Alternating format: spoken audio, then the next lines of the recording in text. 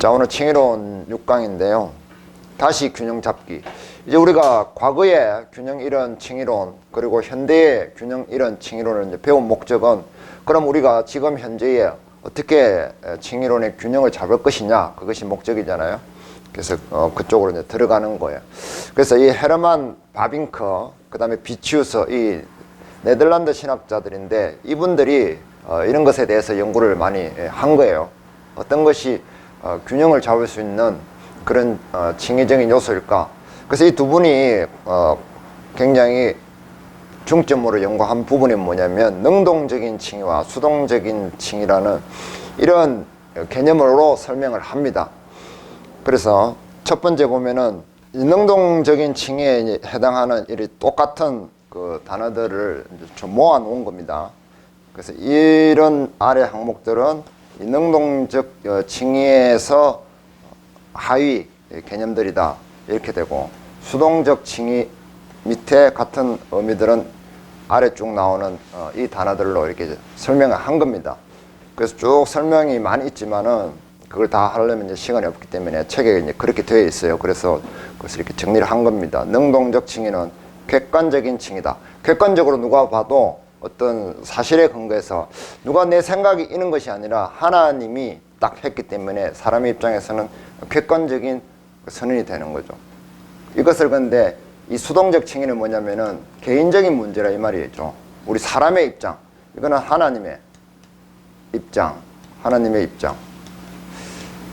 그래서 주관적이라는 것은 우리 개개인의 믿음, 개개인의 문제로 다루는 것이죠. 그리고 이것을 첫 번째 하나님의 법정적인 선언이 먼저 있고 난 뒤에 그 다음에 둘째 우리 사람에게 다가오는 것이기 때문에 둘째다 이렇게 얘기를 하는 거죠. 이거는 시간적인 순서는 아니다. 왜냐하면 하나님은 영원 속에서 계시는 분이기 때문에 그것이 시간적으로 하나님이 이걸 먼저 하고 뒤에 하고 이런 것은 아니다 라고 얘기를 합니다. 그래서 논리적인 순위다, 시간적 순위가 아니다 이 말이죠. 그 다음에 법정적인 결정, 외부적인 권위가 있다 이 말이에요. 우리끼리 뭐 한다고 해서 되는 게 아니라는 거죠. 하나님의 권위가 있어야 되고, 그 다음에 실제적인 소유는 믿음을 통해서 개인화되는 것이 맞다. 그래서 획득과 적용의 문제로 다룹니다. 그래서 하나님의 이 칭의를, 이 구원의 복을 얻는 것을 이야기하고요. 적용은 실제적으로 그럼 나에게도 어떻게 되느냐, 이 문제를 다룬다는 거죠.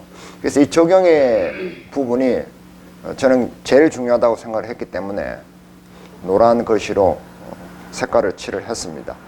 그리고 이 능동적인 칭의가 성령의 은혜로 내적 소명, 우리 안에서 성령이 빛을 밝혀줘야 돼요. 우리 마음속에는 죄로 가득 차서 어둠밖에 없기 때문에 성령님께서 빛을 조명해 주지 않으면 일어나지 않습니다. 그 빛을 조명해 줄 때 하나님의 법정적인 칭의가 우리 마음에 다가오는 것이죠. 그리고 이 믿음을 통해서 성령님께서 우리에게 빛을 조사해 주시면은 믿음을 통해서 우리 의식 안에서 구체화됩니다. 그래서 행동으로까지 나아가게 되는 거죠. 그래서 영혼에서 작정을 하지만 시간 속에서, 인간 입장에서는 시간 속에 살기 때문에 시간 속에서 실행이 된다. 그리고 일반적인 판결, 특정적 판결, 요거는 뭐냐면은 누구나 다 하나님의 선포 아래 있다. 그러나 특정적 판결은 뭐냐면 각 개인에게 특정화돼야 된다. 이게 중요하죠. 그래서 요게 두 개가 굉장히 중요하다고 할 수 있습니다. 그래서 칭의가 되지 않는 이유는 이게 안 돼서 그런 것이죠. 이런 부분들은, 나머지 이런 부분들은 누구나 다 잘 알고 있어요. 교회에서 어느 정도 성경 공부를 한 사람들은. 그러나 이 적용과 특정화되는 것은 개인의 문제이기 때문에 또 개인적으로 해야 되는 그런 부분이라는 거죠. 그러지 않으면은 그냥 일반화되어서 나하고는 상관없는 그런 칭의가 되는 거죠. 그래서 이 하늘의 법정, 이것도 참 중요한 개념인데요. 밖의 어려움이 전가되는 거예요. 들어오는 거예요. 하나님의 어려우심이 내 안에서 뭔가 어려움을 만들어낼 수 있는 것이 아니라는 거예요. 칭의는 밖에서 도움이 우리한테 오는 거란 말이에요. 은혜가. 그래서 이 개념이 굉장히 중요합니다. 그래서 초자연적인 현상이에요. 사실은 칭의가. 우리 인간 세계에 없는 겁니다. 인간 세계에 없는 그런 것이 하나님의 영역 안에서 온다는 거예요.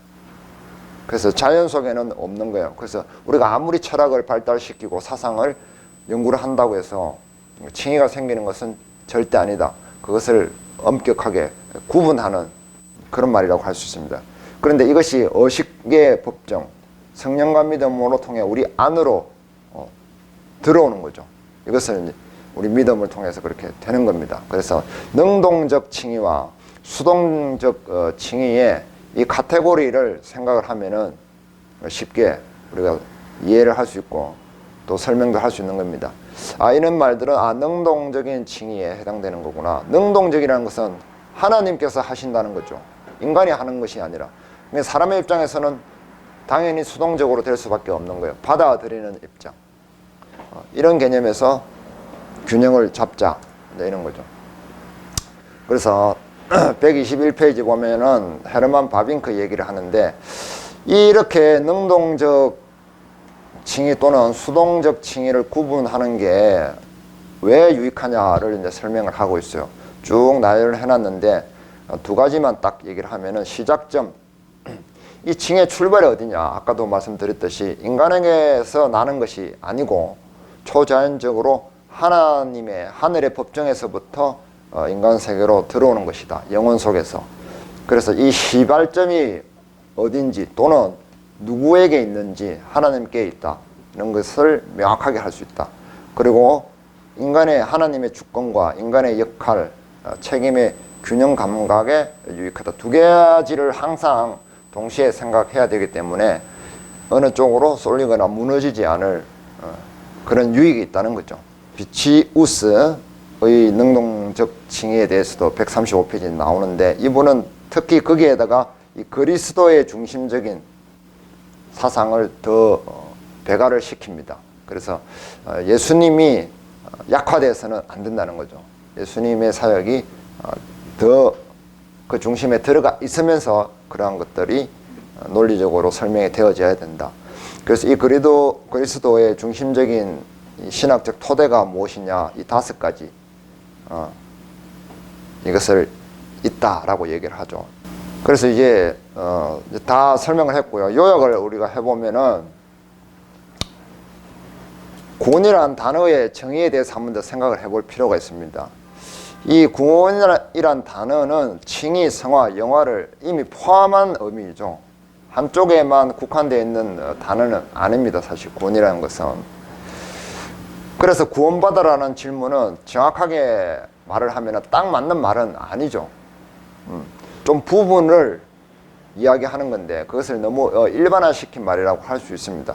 그러면 틀렸냐? 틀렸다고 할 수 없어요. 왜냐하면 이 구원이라는 말 안에도 칭의가 포함되어 있기 때문에 틀리지는 않죠. 그래서 또 교회의 전통 가운데서 구원받았습니까? 라는 단어로 그 의미를 사용을 했고 또 칭의가 없으면 그 뒤에 성화나 영화는 의미가 없기 때문에 어떤 의미적으로는 큰 파일을 차지할 수 있다고 볼 수 있습니다. 그래서 이 구원이라는 말을 칭의론적으로 더 많이 부각시켜서 썼기 때문에 틀리다고는 할 수는 없겠죠. 그러나 엄격하게 우리가 구분한다면은 꼭 맞는 말은 아니다.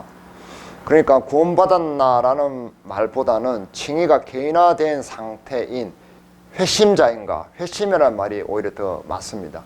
회심을 거쳐야만 구원의 상태에 가기 때문에 어떻게 보면은 우리가 회심을 했는지 하지 않았는지가 더 중요한 요소라고 할 수 있는 거죠. 그래서 성경에서는 우리가 영혼의 구원의 상태에 대해서 구원 이렇게 기록하지는 않죠. 그 대신에 그 사람의 회개와 회심에 대해서 이야기하는 것이 더 많다는 겁니다. 그래서 이 칭의로 보면은 어떤 출발과 과정과 도착, 시간적인 것은 아닙니다. 다시 말씀드리지만은. 그래서 이런 것들을 개념적으로 생각해 볼 수가 있는데요. 칭의는 우리 안에 일어나는 것이 아니라 하나님의 법정에서 초자연적이고 외부적인 것이다. 이것을 정확하게 알아야 되죠. 그래서 우리가 어려움을 가진다거나 우리의 공로를 이야기한다든가 할 수가 없는 겁니다. 어떤 인간의 노력이나 어려움도 포함이 될 수 없는 요소가 여기에 있습니다. 그리고 이 법정선언을 성령님이 우리에게 조명을 해줘야 돼. 우리에게 다가오지 않으면, 주지 않으면, 은혜를 끼치지 않으면은 또 우리는 그것을 받아들일 수가 없습니다. 인간 스스로 이것을 수용할 수 있는 그런 능력도 거의 없죠. 그리고 믿음으로 칭의가 성령과 더불어 내 심령의 자리를 잡아야 한다. 믿음이라는 것을 이제 도구로 여긴다고 했죠. 도구. 물을 받는 그릇의 의미로 생각을 하는 거예요. 그래야지 안 그러면은 내가 뭘 이렇게 조건으로 생각을 하면은 그게 우리의 공로가 될 수 있기 때문에 우리의 믿음은 단지 물을 받아 놓는 컵이나 그릇처럼 그렇게 하나님의 은혜를 받아들임으로써 100% 하나님의 공로로 인정을 하고 거기에 순종을 하게 된다. 이런 얘기를 하는 겁니다. 이것이 간단하게 이 칭의론을 요약하면은 좀 중요한 요소다라고 생각을 하고요. 그래서 하나님의 주권과 인간의 역할, 책임의 균형이 가장 중요하고도 어려운 요소다. 우리 사람은 항상 어느 쪽으로 치우치려고 하는 경향이 있죠. 기울어집니다. 기울어지는데 그렇기 때문에 내가 항상 기울어져 있다는 것을 인정을 해야 돼요. 먼저는. 그래야만 그러면 균형이 무엇일까를 생각을 하는 거지. 내가 균형적이다라고 자꾸만 생각을 하면은 균형에 있을 때는 있다고 생각하면 어때요? 그 다음 차례는 기울어지는 거예요. 자꾸 기울어짐이 심해진다는 거죠. 그러니까 나는 항상 인간적 한계가 있기 때문에 내 사고 안에서는 기울어져 있다, 삐딱하다. 그러면 바른 게 무엇인가? 그렇게 한번 찾아가는 태도가 필요하죠. 자, 140페이지에 이분이 저자가 적용에 대해서 이야기를 하는데, 잘못된 칭의로는 승리주의와 우월주의에 빠져서 근거 없는 자신감으로 살아간다. 이런 사람들 많죠. 구원받았다고 그냥 하는데 사는 거 보면은 굉장히 구원적이지 못하죠. 자기 스스로 모습을 드러내는 그런 경우가 많죠. 근자감, 근거 없는 자신감, 석자로 줄여서 근자감이라 합니다. 그래서 근자감으로 사는 사람이 너무 많은 거예요. 예수님께서 내 죄를 다 사했다고, It's finished 했다고, 예수님께서 승리하셨다고, 사탄을 물리치셨다고, 그 승리주의에 빠지는 겁니다. 그렇기 때문에 나는 그분의 자녀이기 때문에 자기가 예수님처럼 깨끗해졌다고 생각을 한단 말이에요. 예수님의 승리가 내 승리로 착각해서는 안 됩니다. 싸우지도 않고 승리했다고. 내 삶 속에서 죄와 싸워서 승리해야만 그것이 내 승리지, 예수님의 승리를 내가 덧입었다고 해서 그것이 내 승리는 아니라는 거죠. 이것을 착각하면 안 된다는 거예요. 그러니까 철저하게, 처절하게 내가 내 삶 속에서 죄와 싸우는, 거룩을 쫓는, 그것은 내가 해야 되는 거예요. 그 길을 하나님 예수님께서 다 닦아 놓으셨기 때문에 우리도 예수님을 사령관으로 삼으면 그렇게 할 수 있습니다. 그리고 또는 반대로 사탄과 영적인 전쟁에서 계속 패하니까 안 돼, 우리는 안 돼 라고 매너리즘에 빠져버린 거예요. 그래서 패배주의에 빠지는 경우도 있다는 거죠. 이런 것이 칭의론에 대한 균형이 무너져 있는 상태에서 많이 발생한다는 거예요. 그래서 끝없는 죄책감만 가지고 안 된다라고 자꾸 복귀하면서 삶을 허비를 한다는 거죠. 그래서 영적인 익명자로 살아간다. 자기 신앙을 드러내지는 못해요. 부끄러워합니다. 그리고 교회에서나 또 밖에서나 하나님의 그 은혜를 내가 누리는 또는 드러내는 그런 생활을 못하고 익명자로 살아간다. 자, 우리가 이제 생각을 해봐야 되잖아요. 그러면 좀 전에도 제가 강조를 했듯이, 그러면 나는 어렵게 된 사람인가요? 어떻게 알 수 있나요? 146페이지에 저자가 여러 가지 질문했는데 그 중에서 하나만 생각해 보기로 했습니다. 제일 중요한 거니까. 표현이 서툴다고. 당신은 회심을 했습니까? 당신은 구원받았습니까? 당신은 천국에 갈 소망이 확실해졌습니까? 라고 물어보면은 말을 잘 못하죠. 아, 표현이 서툴러서 그렇다고 얘기를 합니다. 그런데 다른 이야기는 너무나 잘 알죠. 말을 못해서 정말 표현이 서툰 사람은 우리가 아, 그렇구나 라고 얘기할 수 있지만 사실은 이건 변명이에요. 체험이 없기 때문에, 개인적인 체험이 없기 때문에 말을 하지 않는 겁니다. 회심하지 않은 것은 부끄러운 것이 아닙니다. 그런데 회심하는 척 하는 것이 그게 부끄러운 거예요. 그러니까 회심하는 것은 문제가 되지 않아요. 회심하면 되기 때문에. 그런데 회심한 척하고 교회 안에 있으면은 그게 교회를 망치고 또 자신을 망치는 거기 때문에 문제가 되는 겁니다. 표현이 서툰 게 아니라 개인적인 사실은 체험이 없는 겁니다. 제가 어릴 때 우리 살았던 집은 이 작은 방이 있고 그 방 옆에 바로 부엌이 있었어요. 문을 열면 바로 부엌이죠. 어느 날 그 작은 방에서 겨울에 따뜻하게 불을 지지고 있는데, 등을 지지고 있는데 괴성이 들리는 겁니다. 엄마야 하면서. 그래서 둘째 누나 소리가 들리는 거예요. 문을 탁 열었더니 부엌에 큰일이 벌어졌습니다. 사람은 아무도 없는데 부엌에 옛날에 나무를 이렇게 재놨잖아요. 그게 불이 붙어가지고 타고 있는 거예요. 누나가 들어오다가 그것을 보고 꽉 소리를 지른 겁니다. 그래요. 저 그때 한 10살쯤 됐을 것 같아요. 기억이 생생한데.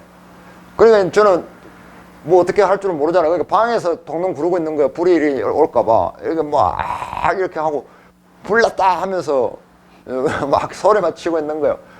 근데 누나가 그때 들어올 때 머리에 뭘 이고 있었냐면은 물을 이고 있었어요. 옛날에 물동이를 이고 왔거든요. 부엌에 쓰는 물을. 그래가지고 그것을 누나가 팍 부으면서 이제 큰 불이 순식간에 얼떨결에 진압이 된 거예요. 그래가지고 그 다음에 이제 누나 막 물 해가지고 끄시더라고. 그거 꺼졌어요. 그걸 제가 이렇게 떠들고 있잖아요. 40년이 지났는데 45년 거의 됐잖아요. 생생하게 얘기를 하잖아요. 왜? 내가 체험을 했기 때문에. 여기 봐봐, 여기 이 제 옆에 보면 잘 보면 흉터가 있어요. 이 흉터가 왜 이만큼 났거든요. 어릴 땐 진짜 심했어요.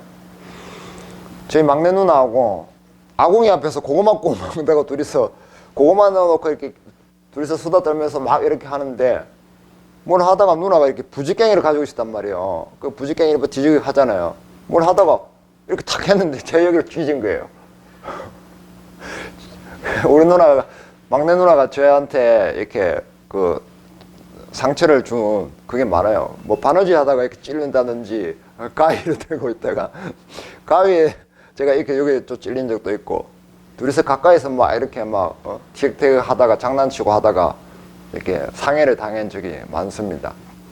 그래서 여기 흉터가 있잖아요. 왜냐하면 실제 제가 그 일을 당했기 때문에 흉터가 있는 겁니다. 이처럼 우리가 예수님의 그 칭의를 입은 사람은 마음에 뭔가 상처를 입었거나 마음에 임팩트가 있으면 마음에 흔적이 있고, 몸에 뭔가 타격을 받았으면 몸에 흔적이 있다는 거죠. 그런 것처럼 우리가 회심을 정확하게 했다면은 마음의 흔적이 있고 그것을 쏟아내지 않을 수가 없습니다. 모든 신학자나 목사나 어떤 신앙의 선배들도 그것을 반대한 사람은 없습니다. 이 조나단 에드워즈라는 분이 있는데요. 누군지 아시죠? 18세기 영국이래. 미국에 그 부흥을 이끌었던 이분이죠. 이분이 18세기에 영적 대각성 운동이 일어났죠. 미국에서도 활발하게 일어났습니다. 수십만 사람들이 회심을 하고 구원을 받고 하는 일들이 일어났습니다. 그런데 이분이 고민했던 게 뭐냐면 수많은 회심자도 일어나는 반면에 가짜도 너무 많은 거예요. 그래서 이거를 어떻게 할고 고민을 하시다가 거기에 대해서 엄청난 연구를 합니다. 그래서 가짜 회심과 진짜 회심의 어떤 표지를 만들어야 되겠다. 어떻게 보면 무모한 시도죠. 왜냐하면 사람이 정말 회심을 했는지 안 했는지는 하나님의 영역이잖아요. 사람의 영역은 아니죠. 그래서 에드워즈는 그것을 밝힙니다. 이것은 사람의 한계가 있기 때문에 사람이 영역은 아니다.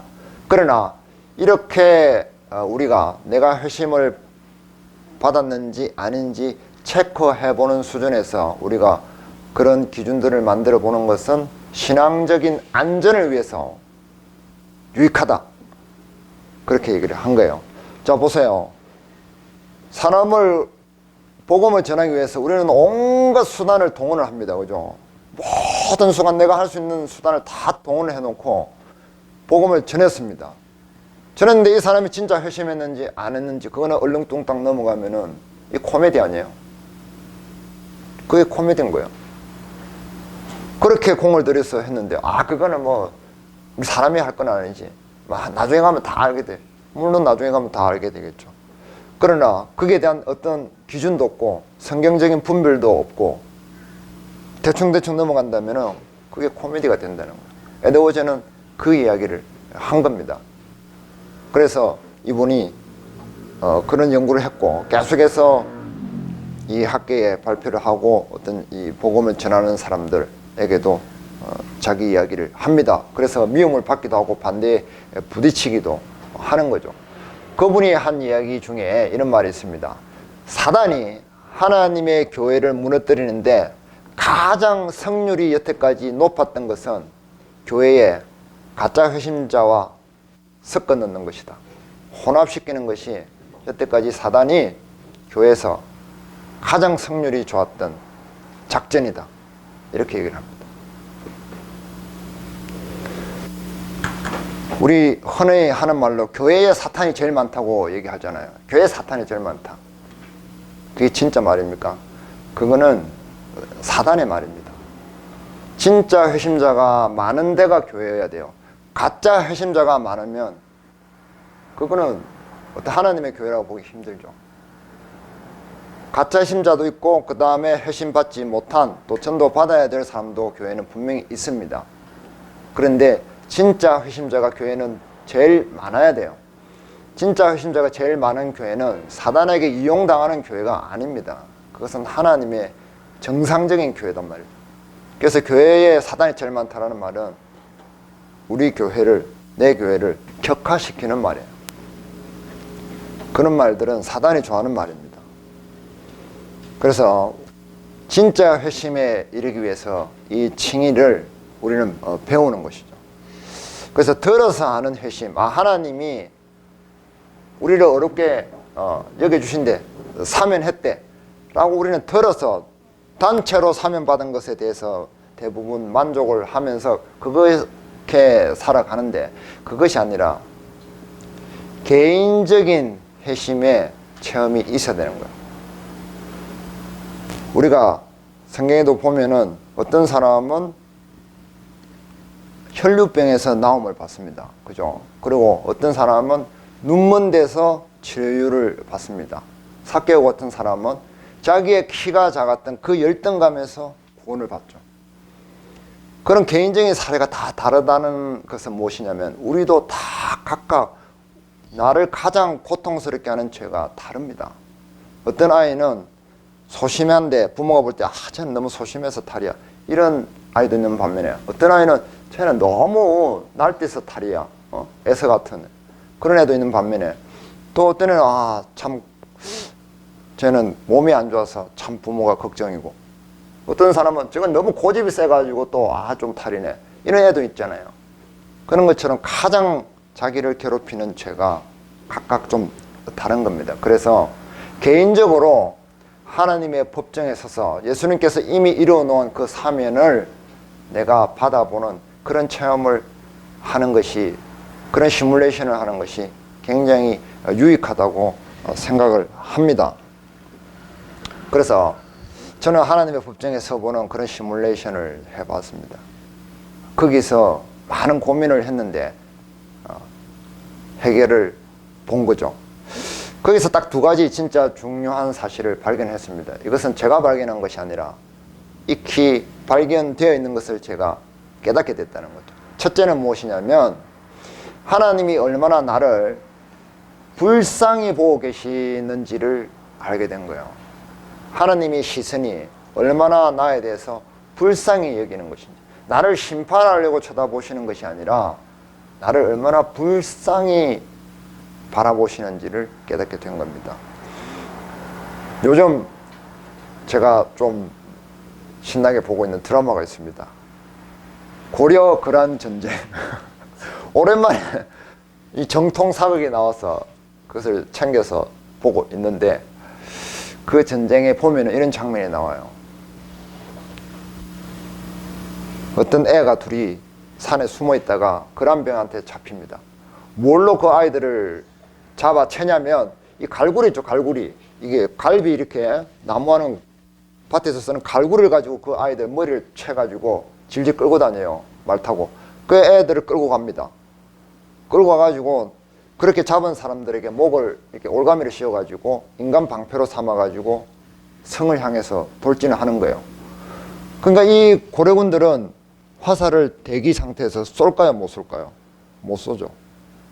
하나님은 우리를 그 올가미에 질질 끌려다니는 죄의 포로로 본단 말이에요. 그렇게 불쌍해 보신다, 이 말씀입니다.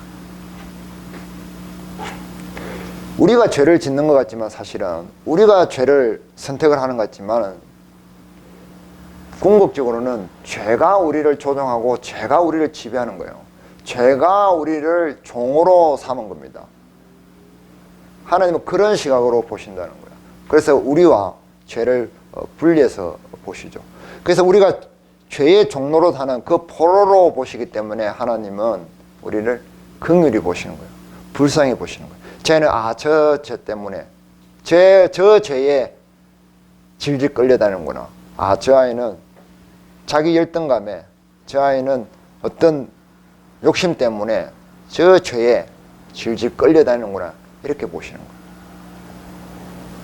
그것이 하나님의 시선이라는 거죠. 그 시선에 내가 서봐야 되는 거예요. 코람데오가 되어야 됩니다. 내가 서봐야 됩니다.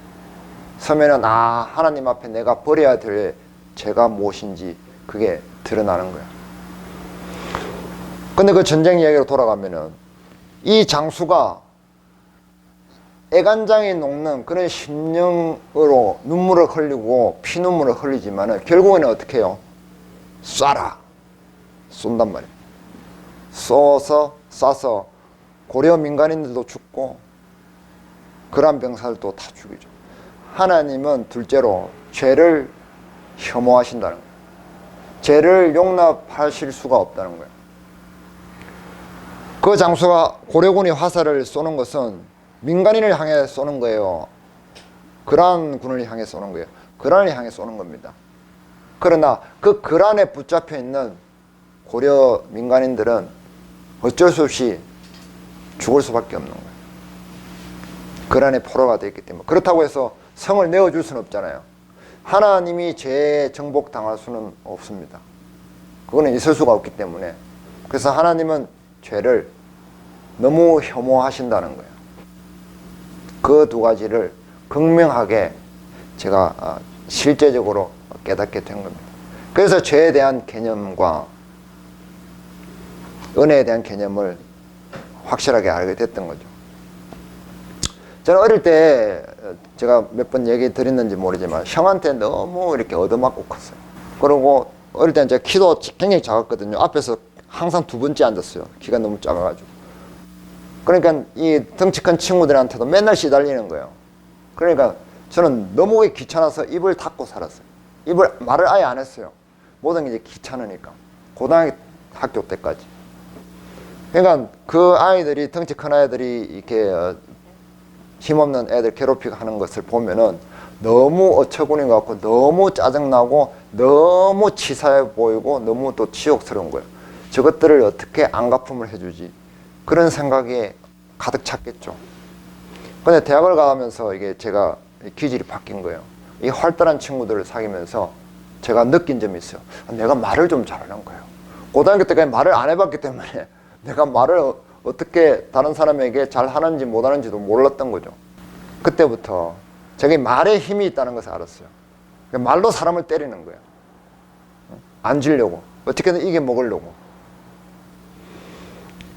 그때부터 이 기질이 발달돼 가지고 엄청난 죄를 지은 거예요. 말로 사람들을 상처를 주고 폭력을 가했던 것이 너무나 많다는 것을 하나님 앞에 섰을 때 깨닫게 된 거예요. 그것이 얼마나 무자비하고 폭력적인지, 얼마나 그게 쇠망치로 사람들을 때리는 것 같은 그런 파괴력이 있는지, 사람을 죽이는 건지 몰랐던 거죠. 알았다고 생각을 했습니다. 알았다고 생각을 했지만, 내가 구원받은 뒤에 그런 것들이 다 해결됐다고 생각했지만, 어떤 상황이 되면은 올라오는 거예요. 평소에는 가라앉아 있다가 어떤 상황이 되면 올라오는 거예요. 그래서 제가 그 뒤에 제가 그게 너무 제 스스로 이렇게 죄책감이 되어서 다른 사람들한테도 적용을 해봤어요. 다른 사람은 어떤가 싶어서. 그래서 제가 주로 쓴 게 이렇게 찔러보는 거예요. 툭툭 건드려보는 거예요. 다른 사람들은 어떡한가. 그럼 다른 사람 똑같더라고. 건드리면은 다 성질 나오는 거예요. 그런데 진짜 회심한 뒤에는 뭘 깨달았느냐면은, 공격하는 것과 공격받는 것은 별개라는 것을 깨달은 거예요. 나는 내가 공격받았기 때문에 대갚아줬다고 항상 생각을 한 거예요. 그럴 때 그 성질을 냈던 겁니다. 화를 낼 수 있다라는 명분을 만들어서 했던 거죠. 그런데 성경에는 내가 공격을 받았을 때 공격을 하라는 말이 없어요. 우리가 황금률이라고 하는 소위 예수님께서 말씀하신 네가 남에게 대접받고 싶은 대로 남을 대접하라, 대접받고 싶은 대로 대접하라는 있는데, 남에게 대접받은 대로 대접하라는 없어요. 그걸 몰랐던 거죠. 근데 정말 제가 얼마나 혐오스럽고 내가 얼마나 죄인이며 하나님이 그 죄를 얼마나 혐오스럽게 바라보시며 저를 그 종로로 사는 것을 나에게 얼마나 불쌍하게 쳐다보신다는 것을 알았을 때 그 두 가지가 극명하게 대비가 되면서 제 마음속에서 깨달아진 거예요. 그래서 창세기 3장 15절에 보면은 예수님은 여자의 후손이라고 이야기를 하잖아요. 그 여자의 후손이 너의 머리를 상하게 할 것이다. 뱀이 죽진 않죠. 그러나 머리를 상하게 해서 힘을 못 쓰게 하잖아요. 그 말씀이 이루어지는 것을 느꼈다는 거죠. 그래서 옛날에는 이게 독사가 있는데, 이제 독사가 독이 좀 빠진 독사처럼 이렇게 변해가는 걸, 조금씩 변해가는 것을 내 스스로 느끼고, 그 속에 엄청난 기쁨과 평강이 있다는 것을 점점 체험하고 가게 된다는 거죠. 그런 일들이 있더라는 거죠. 회심을 하지 못한 것은 다시 말하지만 부끄러운 일이 아닙니다. 절대. 어떤 사람은 순식간에 회심하기도 하지만 어떤 사람은 수개월 또 수년간, 아니면 진짜 어떤 사람은 평생 걸리는 사람도 있어요. 근데 문제는 뭐냐면 회심한 척 하는 게 문제라는 거예요. 그것은 하나님 앞에, 하나님의 법정에 서면은 금방 탄로납니다. 사람 보기에도 아닌 것 같은데, 그래서 우리는 자꾸만 내가 하나님의 법정 앞에서 개인적으로 서서 하나님께서 네가 가지고 있는 그 죄, 네가 종로로 하면서 포로로 잡혀서 질질 끌려다니고 있는 그 죄, 그건 내가 너한테 사면했다 라는 목소리를 들어보시기를 바랍니다. 그래서 개인적으로 이 회심의 기회를 찾으면 그때는 그것에 대해서 나의 입이 가만히 있을 수가 없어요. 이야기할 수밖에 없습니다. 관심사가 그게 제일 가장 커진다는 거죠. 그래서 조나단 에드워즈가 부흥을 했다가 조금 수그러들었다가 부흥을 했다가 수그러들었다 할 때 사람들의 이야기거리, 관심거리를 조사를 해보니까 부흥할 때는 하나님의 회심에 대해서, 놀라운 은혜에 대해서만 사람들이 주된 관심사였는데, 사그라들었을 때는 사람들이 정치 이야기, 뭐 사교 이야기, 교육 이야기, 어떤 교회의 행정 이야기, 이런 일이 주된 관심사 그리고 그런 이야기들을 사람들이 계속 토킹을 했다는 거죠. 그런 차이가 나더라는 것을 또 기록을 했습니다. 그래서 예수님의 그 은혜가 그 십자가상에서 다 이루었다 했던 우리에게 사면을 선포하신 그 칭의가 우리의 믿음으로 들어오면은 정말 그때부터 우리 마음의 변화가 일어나고 삶의 실천적인 변화가 일어나는 거예요.